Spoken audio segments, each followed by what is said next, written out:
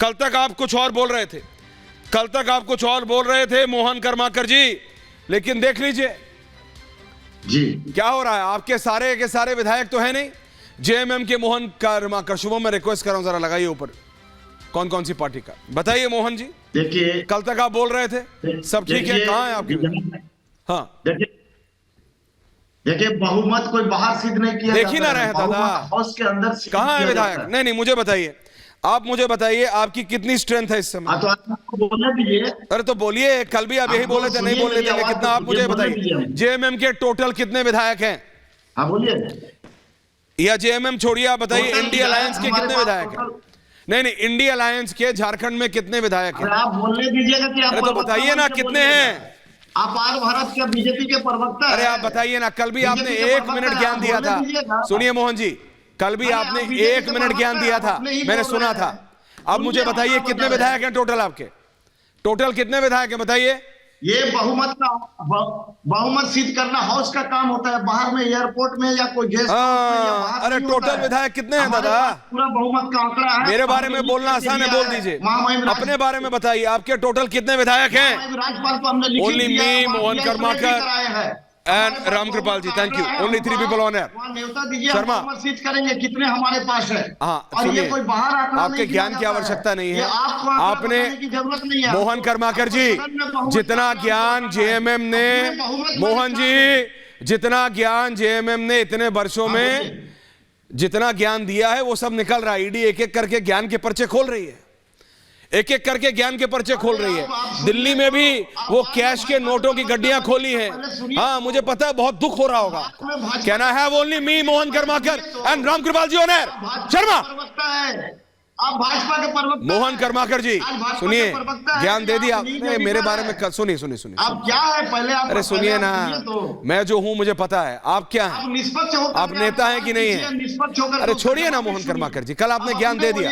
सुधांशु जी को ले आइए, सुधांशु जी दे, ठीक है ओके। सुनिए मोहन जी, बोल दिया आपने, आपका एक भी बार फेडर में कभी डाउन नहीं करता, चाहे आप हो चाहे रत्नाकर जी हो। जितना आपको मेरे को तमगा देना दे दीजिए, लेकिन सुनिए मेरी बात, मैं कभी ऑडियो नीचे नहीं करता, एक एक शब्द आपका ऊपर गया। Thank you very. अरे सवाल मैंने पूछा कितने विधायक हैं, आप बोल रहे हो बाहर नहीं गिनते कितने।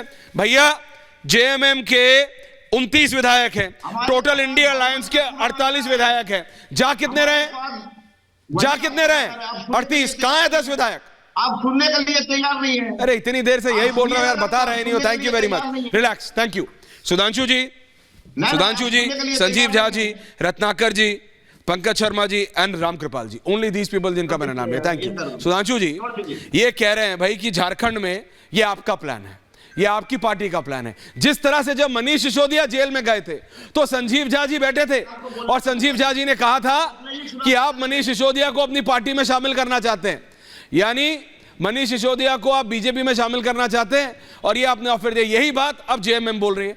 तो कोई भी पार्टी हो जिसका भी नेता करप्शन के चार्ज में अंदर जाता है, उसका सेम एलिगेशन होता है कि सुधांशु त्रिवेदी जी आपकी पार्टी उसको ऑफर दे रही है अपनी पार्टी में आने के लिए। यही बात अब जेएमएम बोल रही है कि हेमंत सोरेन जी को भी ऑफर दिया था। ऐश्वर्य जी इस समय जी, दो पार्टियों के भ्रष्टाचार के विषय चर्चा में है। हाँ। एक झारखंड में जेएमएम का और बिहार में लालू प्रसाद यादव जी का। मैं दर्शकों को याद दिला देना चाहता हूं, जैसे एक जमाने में हम लोग फिल्म में एक डायलॉग बोलते थे ना, 20 बरस पहले की बात है, तो मैं याद दिलाना चाहता हूं 30 बरस पहले की बात है। 1994 भारत के इतिहास का एकमात्र उदाहरण जिसमें सर्वोच्च न्यायालय में यह साबित हो गया कि झारखंड मुक्ति मोर्चा के 3 सांसदों ने, रामकृपाल जी को बहुत अच्छी तरह याद होगा, रिश्वत लेकर और पीवी नरसिम्हा राव की कांग्रेस सरकार को विश्वास मत ने बचाया। यह भारत के इतिहास का बहुत बहुचर्चित कांड है। यह बताइए 1994 में भाजपा थी कहीं क्या, या मोदी जी अमित शाह जी का किसी ने नाम भी सुना था उस जमाने में? जी रोक रहा हूं आपको, माफी चाहता हूं, लेकिन वहां पे एक्शन हो रहा है। एमएलएस पहुंच गए, एमएलएस पहुंच गए। Over to Mridul, over to Mridul. Sudhanshu ji माफी चाह रहा हूं, thank you. Over to Mridul, Mridul full frame audio खोलो, मृदुल का, मृदुल का ऑडियो। विधायकों की बस में इस समय मैं दिखा रहा हूं आपको तस्वीर, ये आप देखिए।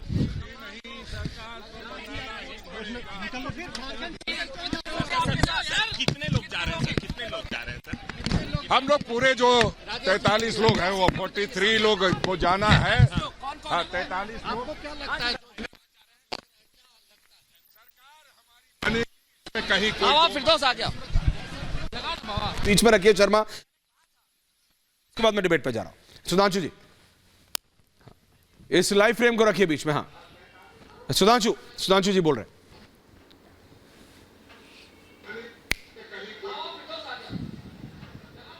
सुधांशु जी, आप अपनी बात पूरी कीजिए। हाँ, तो मेरा ये कहना था ऐश्वर्य जी, हाँ आवाज आ रही ना मेरी? बोलिए। आवाज आ रही है? जी आ रही है, बिल्कुल बाबूलाल आ रही है, बोलिए। हाँ, देखिए मैं यही बताना चाहता हूं कि ये 1994 में शिबू सोरेन जी और इनके दो अन्य सांसद बाकायदा सुप्रीम कोर्ट से साबित हो गए कि पैसा लिया था। इवन जिस अकाउंट में पैसा लिया था वो अकाउंट तक बरामद हो गया जिसमें कि 1 करोड़ रुपया डाला गया था।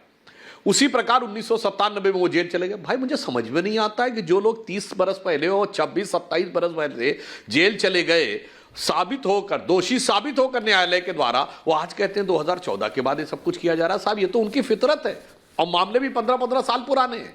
इसलिए मैं कहना चाहता हूं ये भारत की राजनीति के 2 सबसे बड़े उदाहरण हैं भ्रष्टाचार के, which is proven by the court. और आज ये लोग ऐसा कह रहे हैं। इसलिए मैं सिर्फ ये कहना चाहता हूं भारत की राजनीति में एक बहुत बड़ी समस्या हो गई है। मैं गंभीरता से बात कहता हूं, रामकृपाल जी भी समझेंगे और मैं पंकज जी से भी अनुरोध करूंगा वो भी समझें। आज सिर्फ ये 1C करप्शन का नहीं है, ये 4C हो गए हैं भारत की राजनीति में चुनौती के, जिसमें corruption, casteism, criminalisation and communal politics, ये चारों C आपस में जुड़ जाते हैं। मेन है करप्शन, फिर जरूरत पड़ने पे उसको कास्ट का कवर दे दो, फिर जरूरत पड़ने पे कम्युनल कवर दे दो और जरूरत पड़ने पे क्रिमिनल कवर दे दो। इसीलिए देखिए अनेक बार क्या होता है, उस समय मुझे याद है शिबू सोरेन जी के ऊपर जब ये हुआ था तो उन्होंने ओपनली बोला था मीडिया में, हाँ क्या हुआ, मैंने 1 करोड़ रुपया ले लिया तो क्या दिल्ली में बड़का आदमी 100 करोड़ ले लेता, उसका कुछ नहीं होता, मैं सीधा साधा आदमी, मेरे पीछे पड़ गए। मायावती जी उसको यूटिलाइज करती थी उस जमाने में। उसी प्रकार उत्तर प्रदेश में देखिए तो आजम खां पे कार्रवाई नहीं होगी क्योंकि कम्युनल एंगल आ जाता था। तो अगर भारत की राजनीति में ईमानदारी से इस अमृत काल में जितने विष हैं उनको निकालना है तो भ्रष्टाचार का किन किन चीजों से ढाल बनाई जाती है वो भी बताने की जरूरत है। और मुझे सबसे अधिक तो आश्चर्य होता है आम आदमी पार्टी के बारे में, जो ये कहती थी कि आरोप लगते ही इस्तीफा देना चाहिए।